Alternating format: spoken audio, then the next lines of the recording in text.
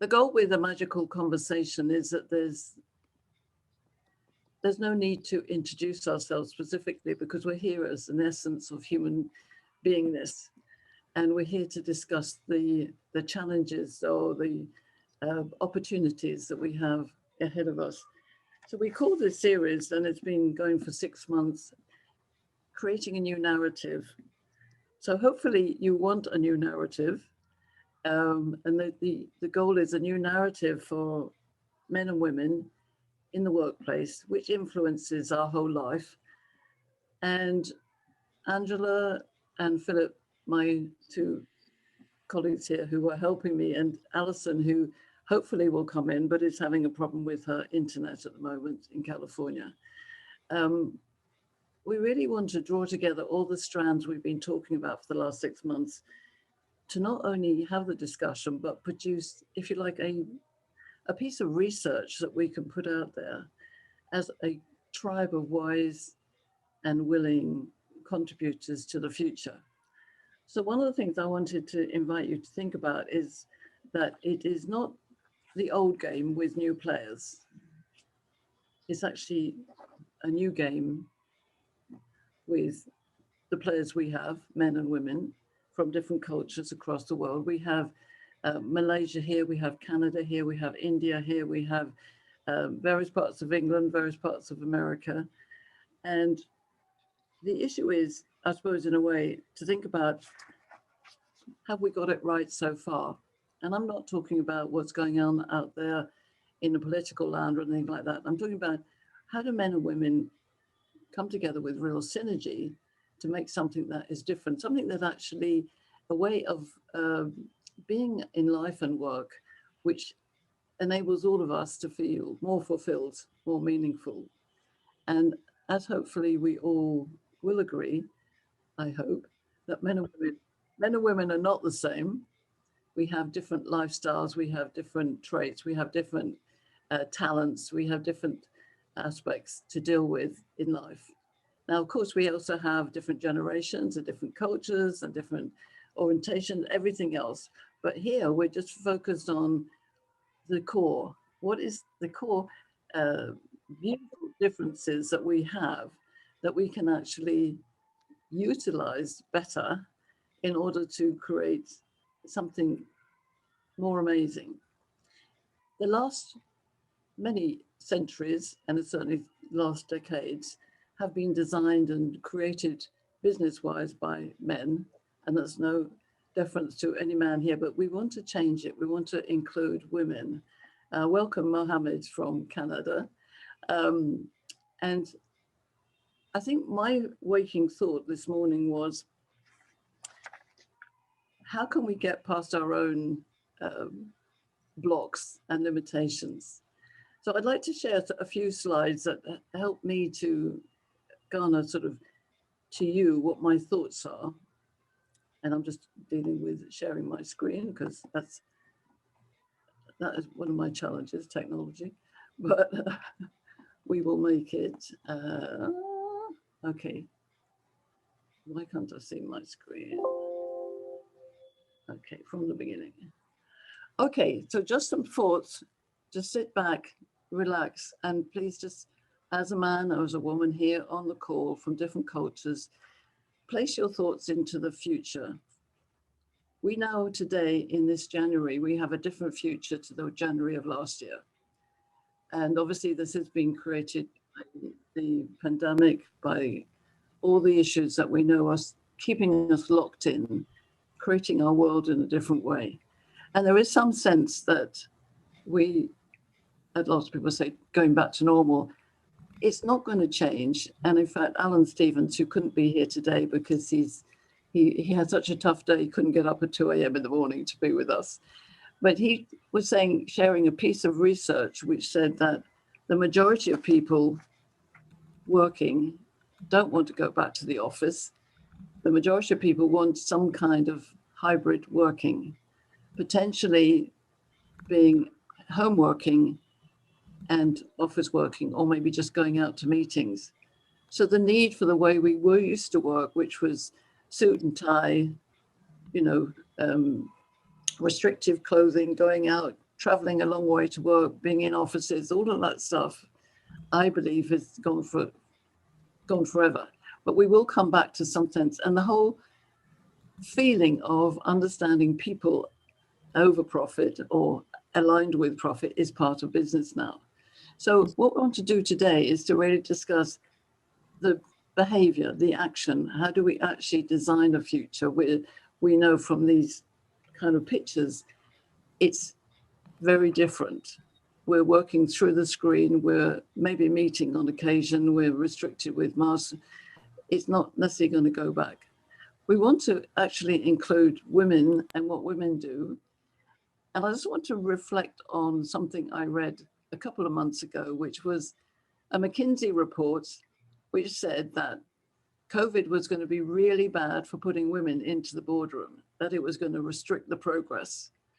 And then I read another report which said, wow, this home working is going to be fantastic for women because the talent that we have sitting there at home, which was restricted by going out to work and worrying about childminders and flexible working, is not there anymore. So how do we compare these two aspects? How can we utilize the talent that we've got? Now, we're all working in different ways. So today we want to look at what's our best behavior, given that men and women are different in our breakout group. And then I want to start designing the future. How can we actually design the future so it looked and felt and sounded and was appropriate for both men and women, given that we're different and we have different lifestyle requirements? Okay. And the core value statement that we always look at here is to know yourself, know me, know who you are. You're all unique and amazing individuals, fabulous in your own way. Some of you are coaches, some of you are mentors, some of you work with men's groups. We all do different things, but we're all passionate about making a better future. So the idea of knowing ourselves is intrinsically part of that. Loving each other, loving you, I love all of you, and trusting that we want the best for everything. And we want to really understand equity versus equality. So I put that out there to you because there's been so much talk for women over the last decades about equality. I don't think we can be equal as in being the same. I think we can have equal opportunities, but equity in the game of life at work and the synergy of masculine and feminine and male and female and all the people that we are. Now, hopefully all of you have some idea of the gender dynamics intelligence lens that we talk about here in Corporate Heart International. But what's really interesting to me is that we all have a different take on it. And this is why we have different breakout groups, because we've got to navigate.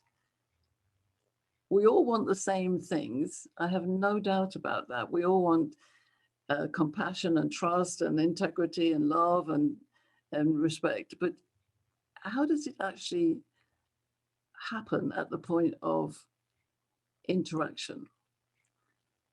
Now, I just want to share the fundamentals because I believe that there are two operating patterns going on. And for those of you who've seen this before, but just bear with me, is that overall the male operating pattern is very boxed, it's singular, it's not limited at all, but it's yes, no, either or, task focus generally. Now, some of us are more aware than others, and everybody on this call is pretty aware of themselves, but there's still some fundamental differences. Whereas the women's template is very circular, it's very emotional, hormonal. I know we've been through this exercise where we've talked about how we see each other. But given these fundamental operating patterns, how do we now combine and design the future to suit both of us, each of us? Okay, so just keeping that in mind that, you know, we can all be respectful for each other. We can all appreciate each other. But how do we actually do it at the time? What are the things that limit us? So I just want you to take a quick note and think about maybe where you are. Now, if you're a woman, you're in the circle. If you're a man, you're in the square. in the bigger circle, I've got 4 archetypes just to help us. So the ruler is the masculine male, masculine-minded male. The philosopher is the feminine-minded male. So you might say the ruler is a more directive leader. The philosopher is the thinker-feeler. With the women, there is the more feminine female, the sovereign. And we can find some examples of that, but she wants to really nurture and gather in her sovereign state. And the magician, who, like myself, works often in her mind. She's a collaborator for sure, and she's also a nurturer from the centerfold, but she has a lot of logic and mind stuff going on. So given those, I'm going to share with you what the 2 breakout sessions are and finish the slides, and then we're going to go back into breakout groups. So bear with me. The first breakout group, I want you to really think about those 2 operating patterns. And when we go into the breakout group, which will be all men and all women, I want you to actually this time discuss the same question. But because you'll be men together and women together, there will be a different sense of the issue, and then we'll find out when we come back and feedback. So these 4 words came to me in the night time, so don't ask me what it was, but it came to me that if you could think about command, control, consensus, collaboration, how do those fit into how we want to design the future? Because we do need some sense of command, i.e. directing ourselves, some senses of control, maybe putting up boundaries, understanding operations, consensus, how do we come together, and collaboration, how do we work together? So keep those in mind, command, control, consensus, collaboration, but in your single gender group, discuss how can we combine work together with best behavior? And I'm looking at actions, okay? And the second breakout group follows on from this, after we've had some feedback, is how therefore do we design the future to embrace men and women, women and men? And it's really interesting. I deliberately wrote it women and men, but it's actually quite difficult to say that because so often we automatically go men and women, him and her, guys and dolls, guys and girls. You know, there's a him and her, Mr. and Mrs. It's an interesting flow. I've no problem with that, but I just tried to write it the other way. So when we're designing the future, given the pictures, what is it that women and men can combine to really understand? So I'll give you a quick example on that. Maybe we always design a business day to have time out and chatter and conversation, which is often deemed a very female thing. And maybe there's always time where we acknowledge in certain words how we sense the other. We more often ask permission and say, is that what I'm hearing you say? So it's actual practical things. Okay. And the goal is with all of these and the 2 breakouts is to create our future together. So that really is my goal, that we have authentic confidence, energized communication, and genuine relationships. So that's my pitch for what I desire in the world, but I want to now know what it is you all want, because we are actually this yin and yang together, creating an outer world, which I believe is, as I said right at the beginning, it's not the old plan with new players. It's a totally new plan. It's creating the future of something that combines what men and women need for their lifestyles. And I just want to make a quick reference. I don't know how many of you have watched the last 2 sessions, November and December, but the energy that I got was that we were all saying we want to be heard and listened to, and the women were concerned about, men, please don't take us in a superficial way when we talk about female things. And remember last time, the men said, we provide the structure for women. How do we bring these together? So I appreciate there's a lot of thoughts in there, and I'm delighted to see Anita's joined us, and Dan down there, Georgina, Boris, Adolfo, Josh as new. All of you, I really honor you.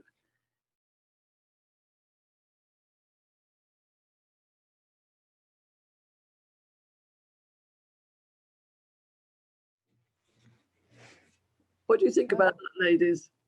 More men on the call than women. Is that not normally the case then for you? No, usually there's more women than men. Okay. This is a sign.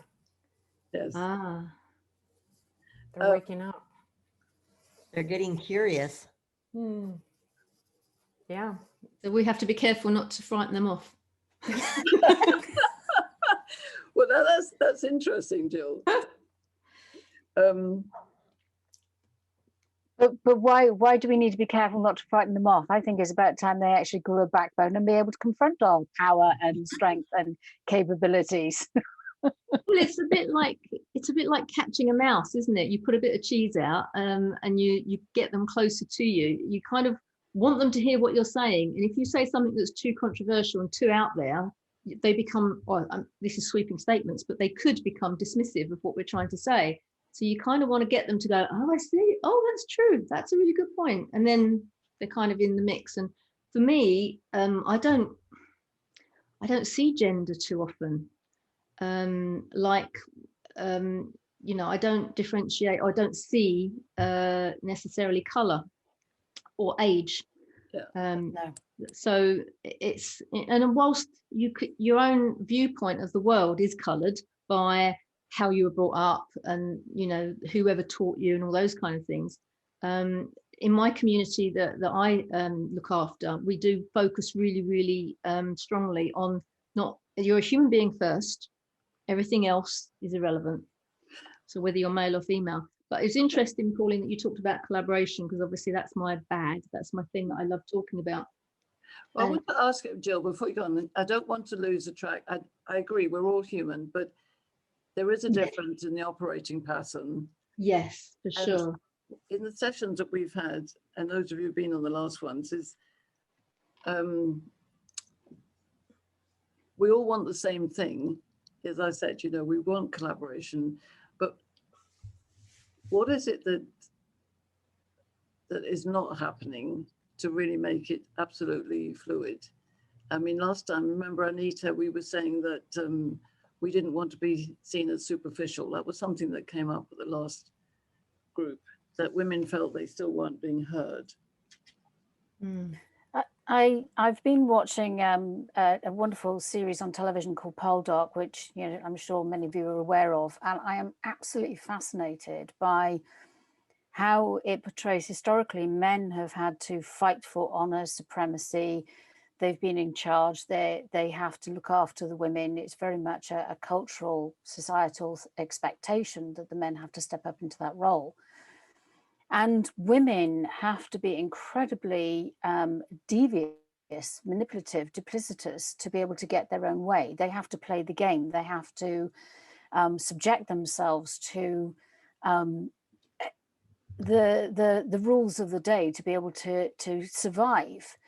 And what I feel is that, I mean, okay, we're talking about, these are extremes. Obviously, that's not that's not the same story for every family that's ever existed.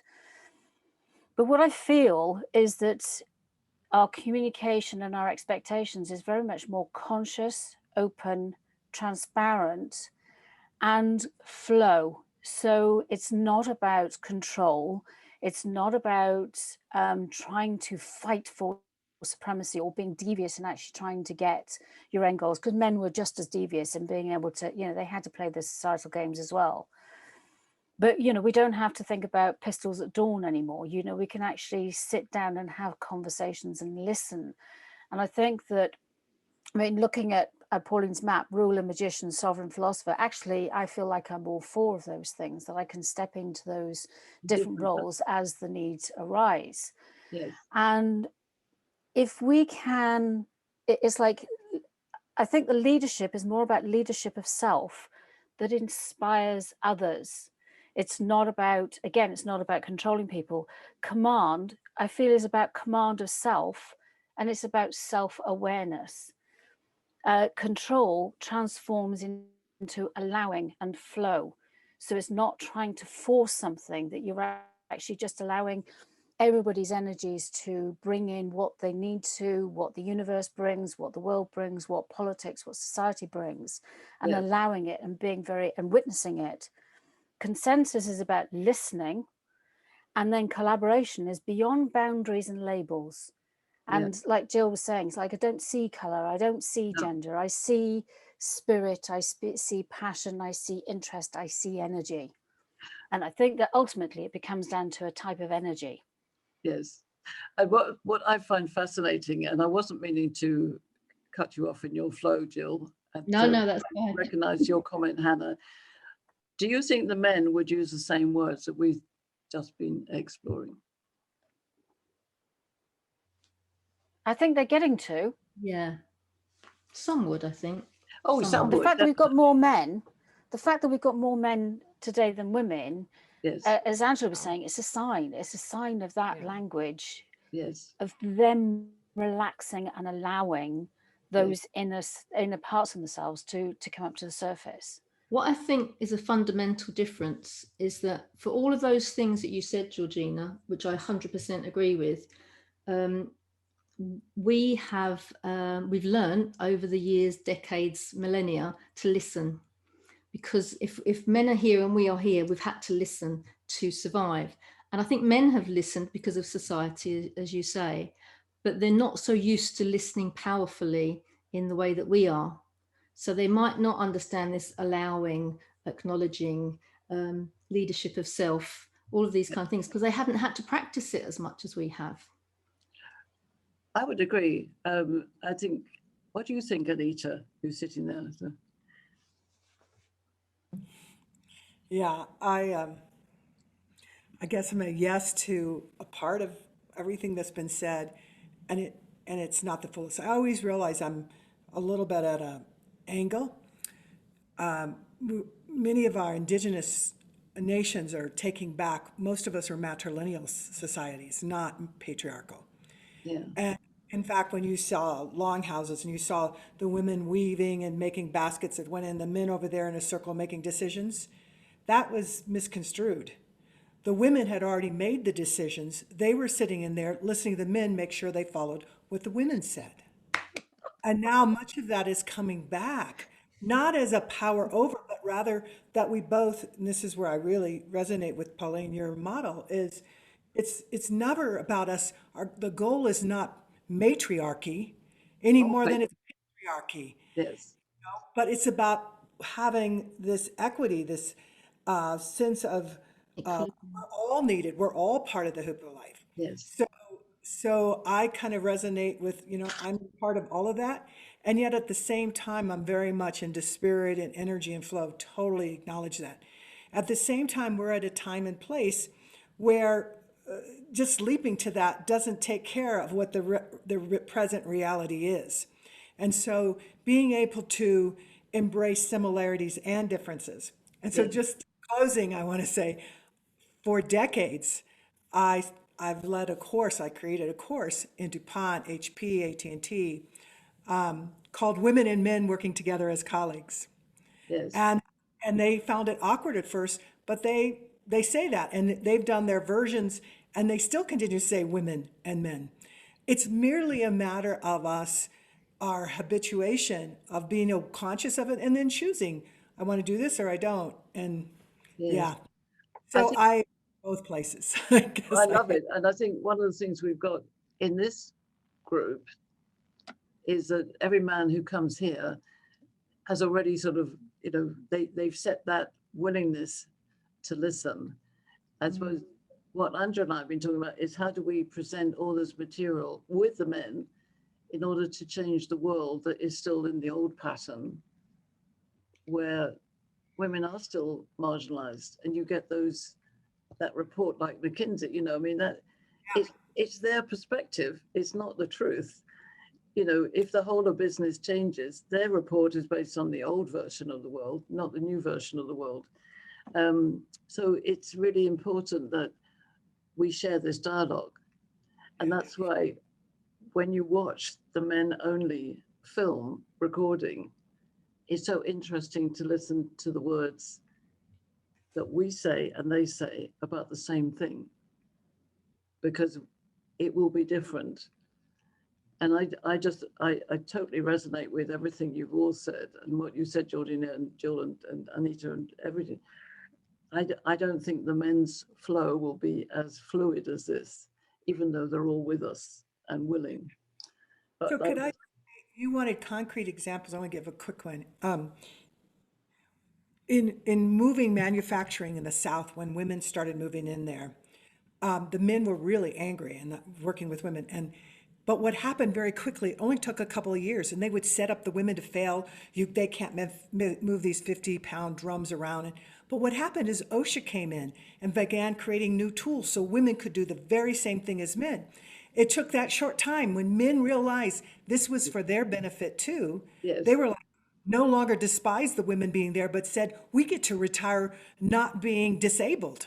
For the first time in hundreds of years, we got to do that. So that's part of the realization on both parts that we need each other, and together we have it better. Together we're brilliant anyway, but we're a genius together.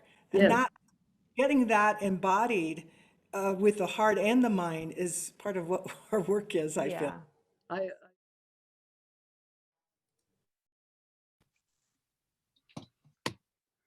Hello, gentlemen. Hi. Hi. I threw a wrench in the room with the word damage in there, huh? You certainly did. I was like, I thought you were redesigning a paradigm. Let's break some shit. Morning, everyone. Good morning. Morning. Good night. Where is everyone located? I'm in KL at Malaysia at 11 o'clock tonight. I'm UK, 3:20. London, Canada, 10:30. London, evening or morning, Mohammed? Good morning. Morning. Good morning, everybody. I'm in Devon, London. 8:20 a.m. I'm in Devon, UK. Kenny, California. You're in London.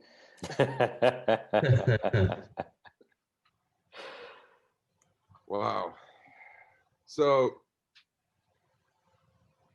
welcome, gentlemen. Pauline really threw us into a good conversation about what can we do together. Those words are powerful. Command, control, stuff that we as men have taken usually as an obligation because women don't know or kids don't know and shit. And you know, doing men's work and being up in the tip of the spear, if you want, really makes me want to contribute to this conversation in a place where masculinity gets honored again, not feared or anything, right? Because there's a difference between machismo and bravado and masculinity. There's a few men here that I've met before, that I've seen before, that emanate masculinity quite well. And so I'm glad to be in a group where I've seen other faces and we can go deep in this conversation. I just had one feeling and one thought, and then I'll shut up and listen to the rest of you speak, because I have a tendency to hear myself talk, and I don't do that on purpose. But I had this thought that we could contribute to a better boardroom, better conversation, if we acknowledge that women are better at feeling and men are better at thinking. Not that we don't feel. Holy shit, I've done Reiki, I'm a yoga, I'm a Reiki master. I mean, I'm against men don't have feelings crap. However, we don't process usually our tasks from that place. We go straight to our frontal cortex. We're thinking, we're hunting, we're processing, we're putting resources together, right? We try to put our feelings aside and are successful at it because we're hunting for a result.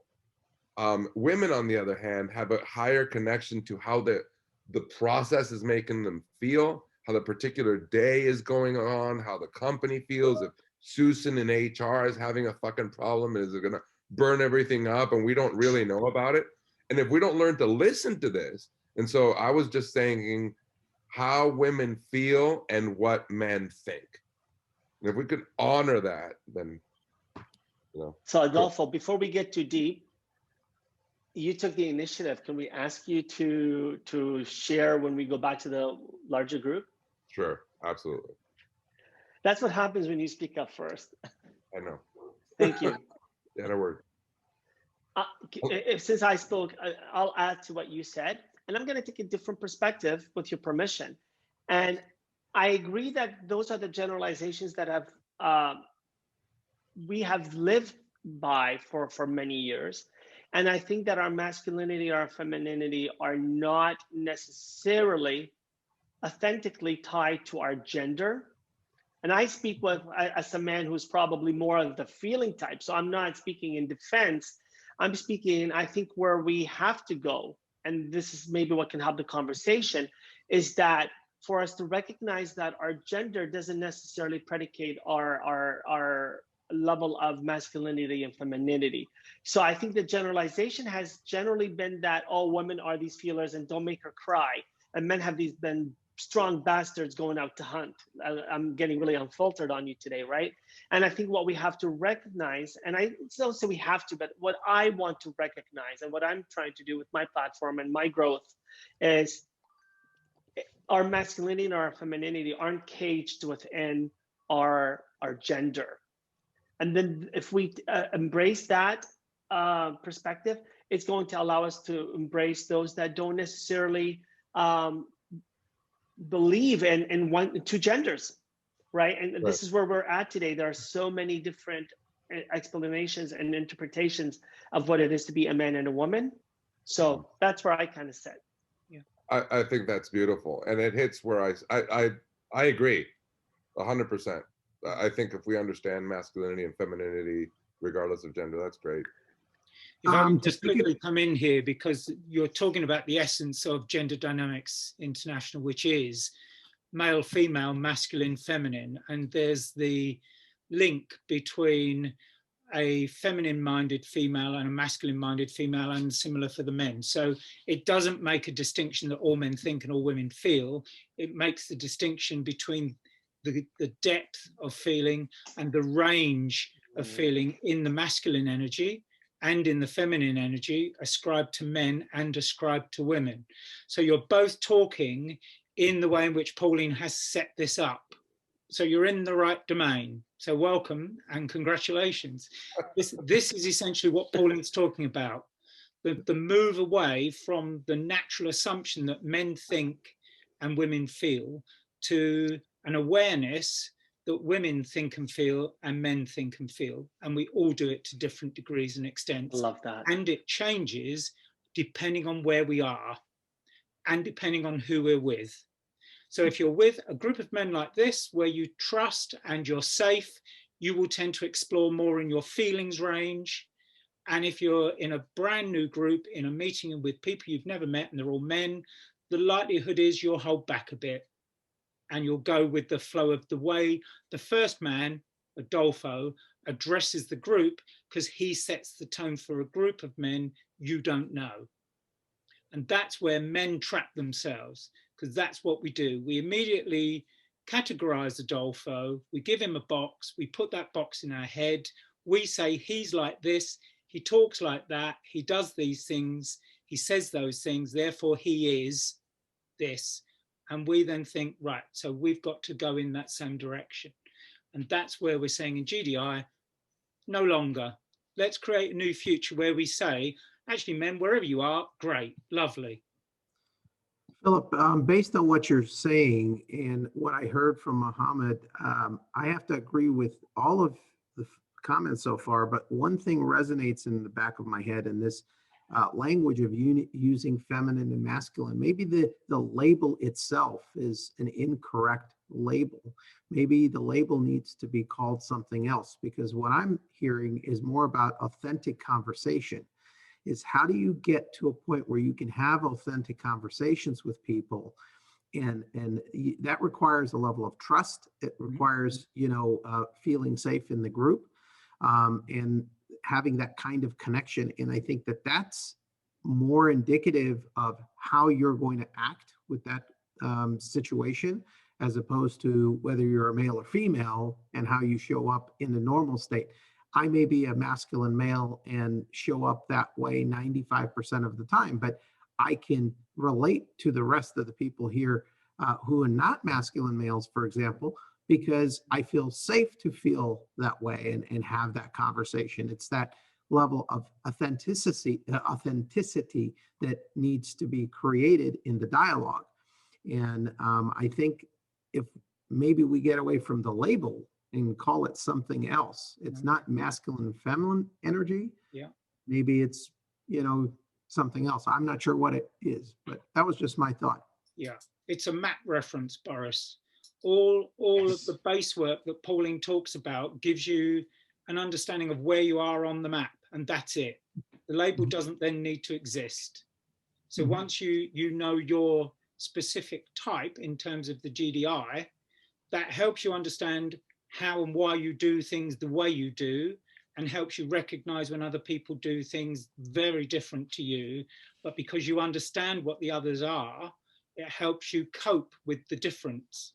Whereas a lot of people don't know those differences, and they carry on being the way they are, not understanding that actually that winds the other person up enormously, and they don't know what to do about it. And that's where GDI comes in. So once it's between the male, female, masculine, feminine, that's it. All it does is place you on the 360-degree map somewhere and makes you aware of the other 359 degrees. And it sounds very obvious, but trust me, it isn't. Interesting. So we're about halfway through our time, I should think, and we've got 42 seconds left, Philip. Yeah. We've got 42 seconds left. Yeah. Oh, 42 seconds. Okay, we're not halfway through our time. Right. Come on then, Adolfo. Sort us out. Okay. Corral us together. The one thing that I would like to say to draw things together from my side is listening. Male or female, masculine or feminine. If people listen, then we know where we are, we know where each other is, and that might be inclusive, and see what emerges from there. And maybe just to build on that, listen to understand versus listen to reply. And just to build on that, I think part of the listening is historically looking at what's worked and what hasn't worked with all genders together, both genders together, and reaching a consensus from that point. Because how can you move forward if you haven't actually analyzed what's worked and what hasn't worked? That's a challenge for me because I don't do the past. Well, neither do I, because I'm a future mindset coach and a futurist. But sure, your past is your reference point. It's an interesting information point, but not necessarily for me a reference point. Yeah, fascinating. Well, we can just use the past as an experience reference, right? Just have people tap into their most valuable experience and speak from there, generating a future, not reflecting on the past. Just activate your most acute experience that was generated in the past and use it to generate something better in the future. I deal with very young people in my foundation, and one of the things that we do straight away is we remove all labels, so we don't box boys or girls, and straight away they see themselves as human beings, not women, not men, and that's the way we can create humanity. I know our job is maybe 3 generations to change, but we're still doing it.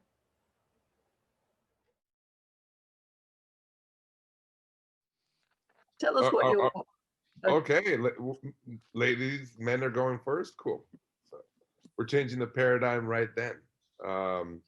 So the 4 words: command, control, consensus, collaboration, kind of speak to the past and how we're trying to contribute to the future better without falling into the boxes of, do men do certain things, right? Because men also want to contribute to the conversation, and so I think that there's a past paradigm of men are this way and women are that way. So for example, moving from what women feel and what men think, like just putting boxes in only women feel and only men think, to a near paradigm that identifies those energies in both genders. So sort of applauding the fact that there is masculinity and femininity in both men and women, and that that is what we have to own and learn more about, so that we can show up as our authentic selves in the room. And let me see, because we have that, it looks like that energy is misaligned and confused with sex and gender, right? So we sort of box ourselves out of the conversation. And what we think is most important to get there is to listen, specifically with the intent to understand the other person. So if we can teach generationally to listen more, then we can actually see what people in the room are feeling and what people in the room are thinking, and then come up with a process that takes into account what is actually being felt about the situation. So if there's a potential person problem, the feelers in the room, be a male or female, but at least the feminine energy that can feel things out is going to say, this problem in accounting is going to blow up our launch, right? We really need to go figure this out and actually be able to talk and communicate from that place. So to generate that, we need to feel that there is authentic communication in the room, that there's trust and safety. And we need to talk more about these labels and acknowledge the fact that those two energies are on both of us. That's it. Okay, that's great. And I think all of us females will applaud you on that. I love that. I love what you said. And that's what in our group I was nominated to review back. Some of the words that we used, and I really would invite you when we post the recordings up to watch the two groups. And if you haven't done that yet on the last two sessions, to do that, because there's a different energy in the way you men talk together when it's just men, and the way we women talk when it's just women. But I totally agree and applaud what you said, Adolphe, is that it's about resonating together, listening together. We use the word realization. Is the realization, and Anita said, it was very good talking about, we're working towards this realization now. And all of you who come here have that awareness. Does the whole world of men have that? Does the whole world of women have that? No. And this is why it's so important that we share what we're talking about with the world. Because the words that we were using were about coming together, flowing together. We use the words of energy, a lot of which you've also used, but maybe in a different flow. But it's like we talked last time when we talked about the men bring structure and women might bring flow, the river and the bank. There's lots of combinations of how we realize what we come together. But we talked very much about, if we look at those four worlds, control, control, command, consensus, and collaboration, we interpret those in terms of coming together. So the idea of synergy, togetherness, really listening to each other. And also, for me, it's about in our own existence. And Jill mentioned that, I don't really get involved with different genders and everything. When we get to that place where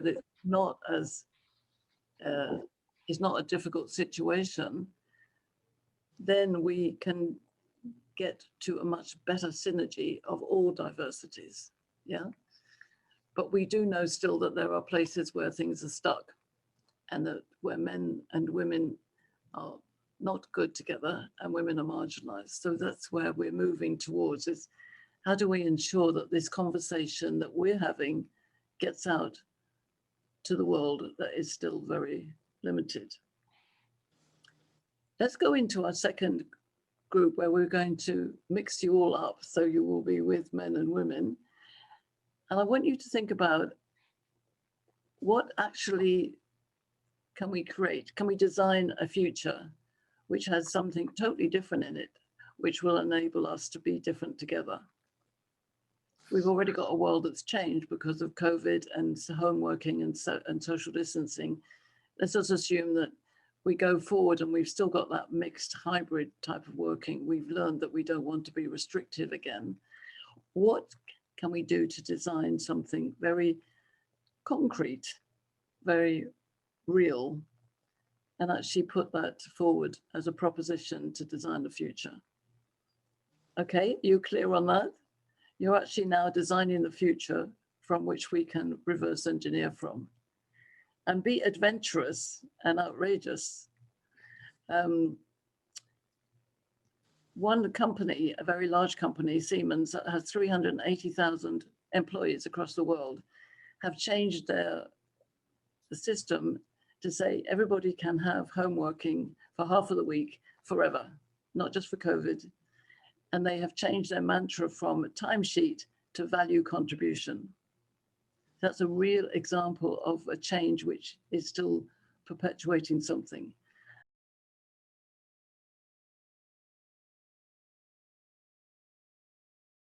That because we've got 8 minutes to design the new future of the world for the whole world. Wow. Yeah. Tiny then, really. Okay. I think a lot of it, for me, depends on architecture, because it's very difficult to change our worlds from small, established homes and buildings. If I want to work at home, I can't just work like a lot of people do in one room and the kids are in the room and the noise is going on. We need to open up. We need open spaces and non-traditional approach to learning and education. Can it all go on in the same space at the same time? I mean, therefore we need a different concept of how we live our lives. So you're talking about new housing then? Possibly new housing, but yeah, yes, housing or spaces where you can go, not necessarily to an office, or something that has open air. For example, if you've got a very tall skyscraper buildings, how can you build in wellness? How can you build in health and well-being? How can you build in work? How can you build in education? How can you build in play and entertainment, all in that space? I'm an interior designer and I'm working on a virtual show house for the future of mental health right now. And I've created an art studio that has kind of compartments inside of them and healing colors. And so the research that I've done that I've learned from this is creating kind of partitioning off, if you will, different areas, using headphones, using softer colors, textures that cuddle you and make you feel better about yourself, so that you don't have the need to go into another room. So you're creating like a pod, if you will, that would allow you to have that privacy that you need, but then also be available for other areas. Because I think in the future, I don't know if everybody will have the resources, but what they are learning, what they are doing right now is they're using architecture for hypersensitive and hyposensitive people and things like that. So they are using colors and creating sensations that are helping people in the future on a commercial level. So I think for residential level to kind of create partitions instead of walls that will allow you to flow in and out. That's my take. That sounds great. Yeah, and lighting. Oh, go ahead. Sorry. No, I'm just saying lighting too. Lighting is extremely important. Things that go over your head, shadow you, and maybe make you not feel as warm and comfortable. So, you know, lighting that is at your eye level, like table lamps or things like that, or warm and comforting. I think things that help you comfort you and make you open to conversations and yet have that opportunity for privacy. Yeah, I've been a lot of my career has been spent in sales, and I've been in different environments with like the open layout plans, and then also the traditional office settings.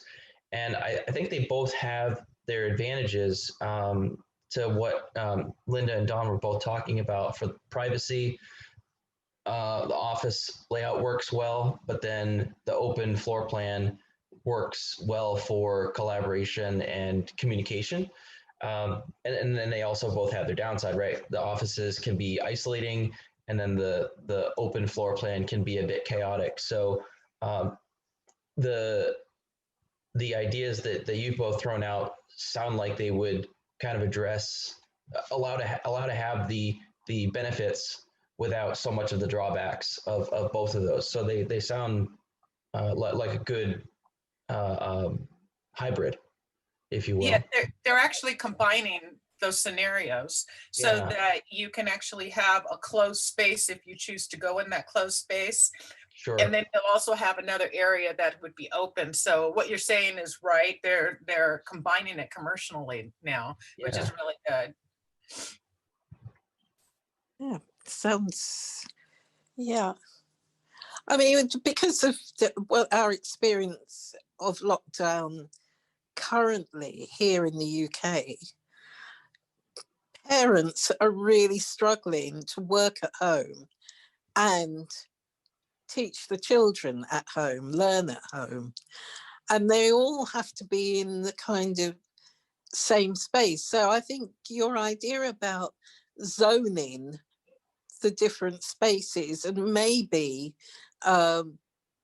creating new thoughts about the space that you're in can begin to work. I mean, there was one father on television yesterday who's in the garden shed with his son, he's trying to work and child is trying to learn. And you've got the chaos of the noise and the coldness and the closeness.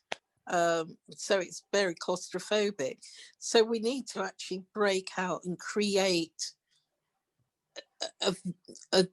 an idea about how you could do that. If we're going to do 50% at work from home or learn from home, then how do we create that atmosphere? They're also saying that zoning actually can enhance mental flow and keep you in concentration mode. And so like if you don't have a room, if there's an area where you're always coming back to, then you know that area is for you to work at, or for that area is for you to cook at, or whatever. And when you're done, you put that stuff away. And so they're saying that helps you mentally stay in the flow as well. Yeah. Yeah. Good. I think Dawn said it earlier about making it like a big change. And if we want something to stick, or if we want like a major change, like we want a pretty, like Adolfo was saying earlier, like a dynamic shift or a paradigm shift in the way that we work together. And so if we're just making small tweaks to what we have, we might fall into maybe like a trap of how do we adapt our way in this slightly different environment versus if we have a radically different space or spaces to work in, maybe we're going to be more open to really changing the way that we work and adapt to that new environment in a much more holistic way. Instead of just making small adjustments, we're going to be kind of forced into a really different way of thinking and acting. Yeah, and I think, I think in the future, I see a not so autocratic type of environment. I see people coming together that actually discuss options, a business practice that allows you to come to the table. Yeah, Ken. Yay. Excellent. Tommy, you're on mute. So what's the vision for this future of real synergy? No office hours. Blow up the 9 to 5. Just, deliver on deadline and on value.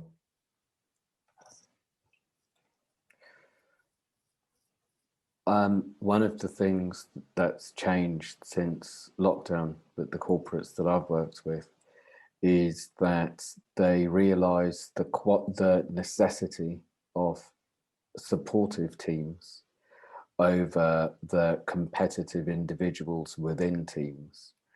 And the reason that I'd say they've been forced to do this is because if they need a job done, then they need to have one man or one woman or half the team down, and for the team to still support and achieve things. So that's been a huge change where people are collaborating rather than competing, being more personal about what's going on, and trusting more. And I totally agree with you, Tammy, because another thing that's been included, for example, is working around children, school runs. So it's a lot more human, as well as anything else that needs to be taken care of. So it feels a lot more mature and a lot less divide and rule, not necessarily through the goodness of anyone's hearts, but through necessity. Yeah. And also the being managed, when you're working in this fluid space, there's a tendency to over communicate, over manage, and different roles. There's the people that have the creative roles, you can't continuously interrupt them. There's more ramp up and ramp down time, and they just to think the way that they need to think. So, too many meetings, too many Slack interruptions. You need to learn to manage around the way people need to work. It's interesting because everything we're talking about here has to be directed from leadership. And without their direction, without their willingness to allow people to be flexible, working from home, hybrid working, etc., without the leaders' willingness and direction for this and support for this, nothing will happen. So when we're looking at designing the future, one of the things we need to do is get the leaders on board and get them to see the practicalities and the benefits of that, of the future. Mm-hmm. What if we were self-managed teams and nobody was the leader? Yeah, what if? But you've still got that word manage in there, and then somebody needs to direct somebody in an organization. Well, there could be a team leader amongst the teams, but that would be fluid and that would change depending on the task at hand. Or software could control the distribution of work.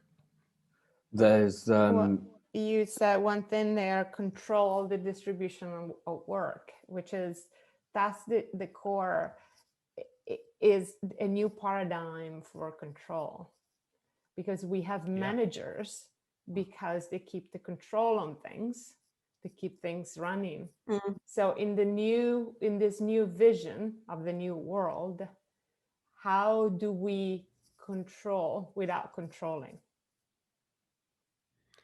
It's been very well successfully done through self-organized, what do they call, the Reinventing Organizations book, Frederick Laloux or something, I don't remember his name. And then the way that beyond that I run my teams, and I'm heading towards with some of the businesses I work with, it's called Holacracy, where people take ownership of certain kind of pods where they can include people, support each other, share it, etc. And they have the right to make decisions in their area and come together. I would say this also includes the different personalities where everyone has their space.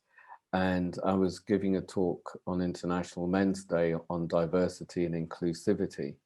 And one of the things that I said that a lot of men nodded about is an enthusiastic man is often seen as an angry man. And as soon as I said that, there was a message from a Black woman saying it's the same for us because we don't want to be labeled angry Black women.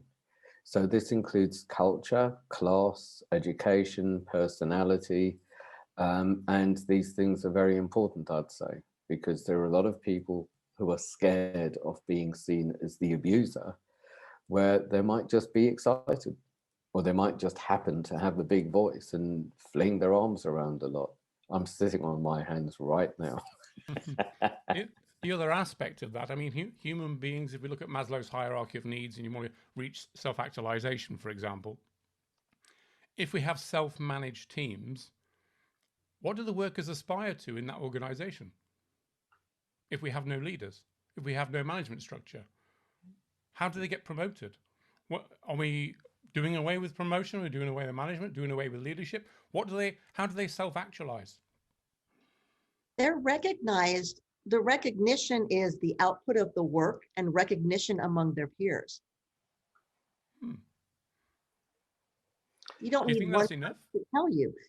Your boss evaluates you annually, semi-annually, however often you have that. They're not the ones who have worked with you. But who forms the companies to provide the employment? Somebody has to own those companies. Somebody has to be accountable. I think it depends on the organization. For me, it's not more than accountability is personal responsibility, and there's different levels of responsibility, and there are levels of leadership that are responsible to keep that vision alive or to keep that vision current. So I don't disagree that management is, kind of the old way, and we need to evolve in a sense of leadership that is different and not managing, right? So yeah, okay. I was taking some notes. Yeah, sorry. Yeah, you can have, project leads, but it won't be the same person on every project. Yes, there has to be, but it's more fluid, and it's, there you have the fluidity of control of, the consensus and collaboration. I think all this depends though on the type of. This all depends on the type of organization, doesn't it? Because a car factory is going to be very different to banking services, for example, where where there's a level of security that they're not going to want everybody working from home. In both of those organizations, it doesn't work. But in a lot of organizations, it does work. You can give them autonomy in their teams. Well, it's autonomy around the policies and procedures that are necessary for the organization to flow. Yes, there are things that need more control than others. Well, processes are not necessarily bad. No. Right? We need a process. Yes. Here's the brief. Let's play. Should we go yeah. in numerical order? Room 1, Pauline, that's your room. Okay. Well, Okay, I mean, who's the bottom number, lining? yeah, the number of what I think we said, there was Mohammed, Adolfo, Terry, and Hannah. We got to break the habits. So we talked about lots of things, but we talked about if habits are stopping us from getting together, then we need to break the habits. So we've decided that we need to have dancing, or dancing if you're American, dancing if you're English. But we need Answer that. that we need to shift the energy in the average day, which is what a lot of us now do because we're in this home situation. But to see that as a regular part of the energy change. So it might be magical conversations, it might be different interventions. So even in the middle of a serious business operation, we make sure that we have time for these different energy resources. And Hannah's a dancer, so she was very keen to help us on that. Maybe we can have a dance session sometime. But it's something about shifting the energy when it's blocked. So we're all wise here, so we all know that we're human beings as well as being men and women and the differences. But the whole world out there is still arguing the hell out of so much stuff that we need to shift the energy. And if we're going to move towards what might be called gender neutrality, which I don't agree with, but anyway, or something like authentic equity, we need to talk more. So that's what we agreed about, that it was about talking more and changing habits and doing something different in the average day. I won't sing, but I will dance. Okay, number 2. Number 2 is Philip's room. So group, who wants to feed back? Because we didn't do that bit. Go for it. Philip. Oh, it's me, is it? Okay. You spoke, Philip. Yeah, always the way. So we talked about the traditional versus what could be next, and the traditional seems to be the thing that is holding things back. So we talked about architecture and the way architecture hampers the ability of people to work when they've got children or a smaller space, so that it's not easy to have a single space doing a single function.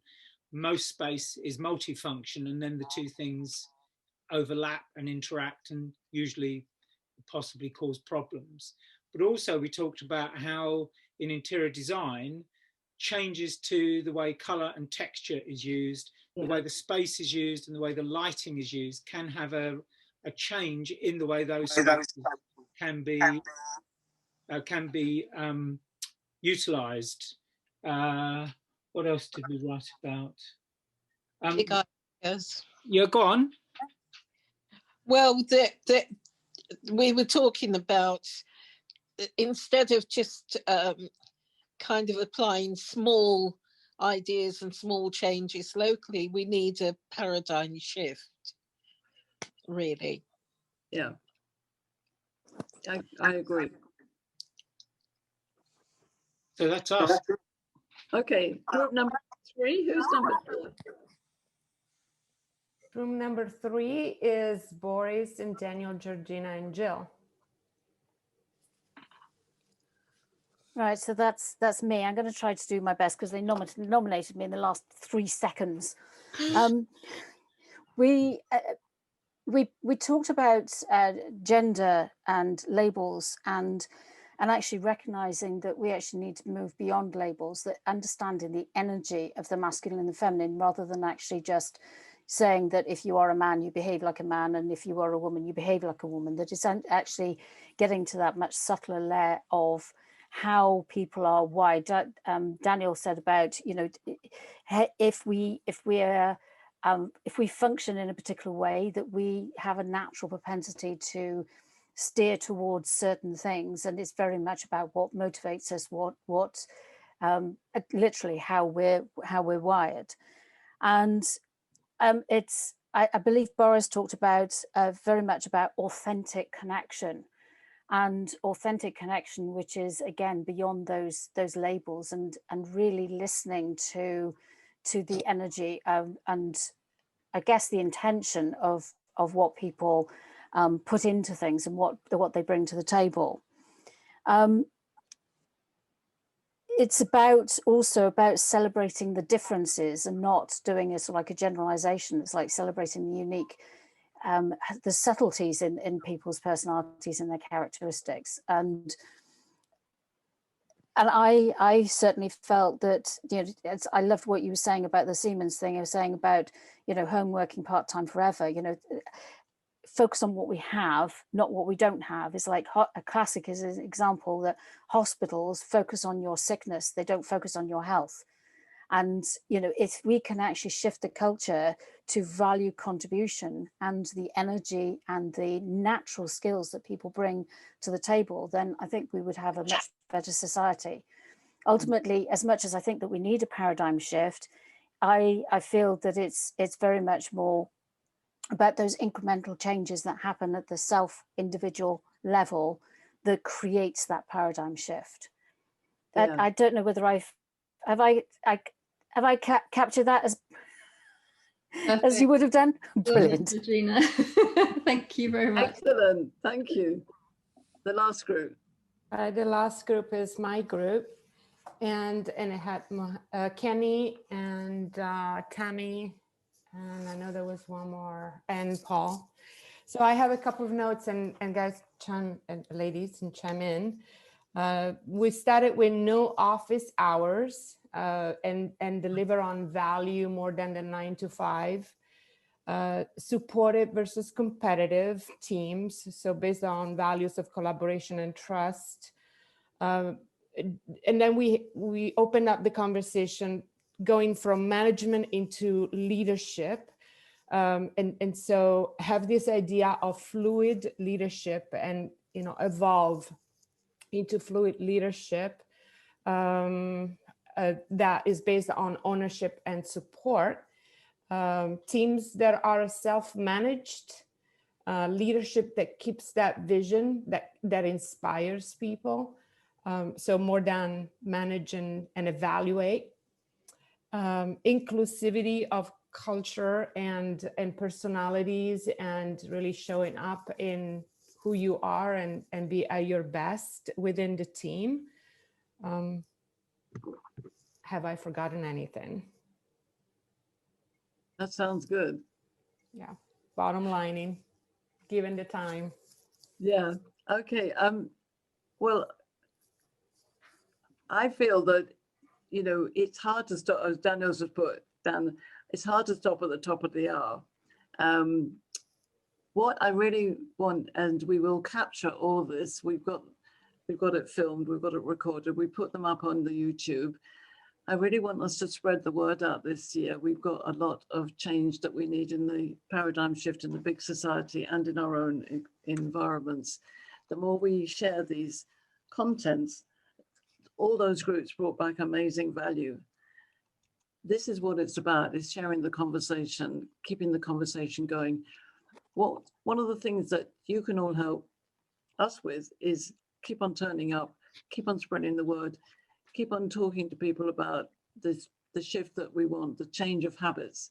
We're drawing together all the words that have come out from all of the conversations. We've got them up online. Angela's doing a stalwart job for me, just, you know, keeping all the dialogue so we can present it. We don't want the paper to be so long that people won't read it.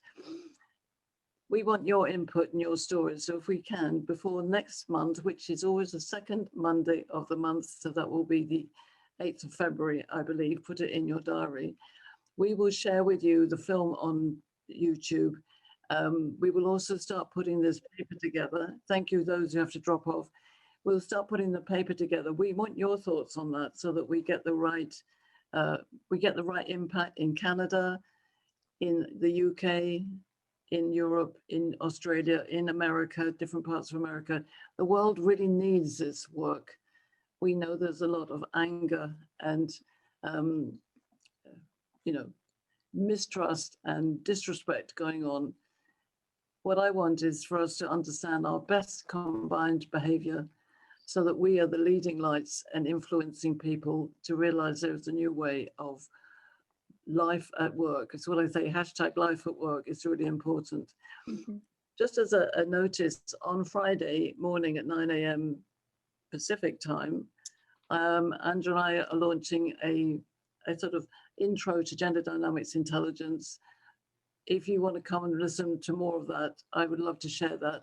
But if you know anybody else, you can send along. We really want to get the message out about gender dynamics intelligence as a lens. It's not a limitation, it's a lens, so we understand our differences. We're all wise here. So I love the fact that we're wise and we're doing all these things, but there are a lot of unwise people still out there who need our guidance. I hope you agree with that. So it's going to be live on LinkedIn. It'll be live on LinkedIn, and I was going to find the, I'll send the link to you. I can't find it at the moment because I'm not able to multitask at the moment, technology-wise. But did you want to say something, Adolfo? Yeah, just really quick that I read something the other day that I wanted to share with everyone before we go, which is that the boss says go and the leader says let's go. And I thought that it was really important that we bring that to the table, is that it's a let's go. The leader has to take ownership of what we're doing. And Absolutely. everybody here, I appreciate the wanting to be on the cutting edge of changing this world. It doesn't feel alone, and I hope that you feel the same way, that to see so many faces at the same time wanting to be on the edge. So thank you, Pauline, for this. Well, I think we're all leading lights, and I think it's really important that we keep on talking about this and sharing it out and understanding that we can have conversations without judgment and without anger and without coercion, and this is what it's all about. I appreciate you enormously coming in and being here with us. And I bless you all, and I look forward to seeing you on the 8th of February.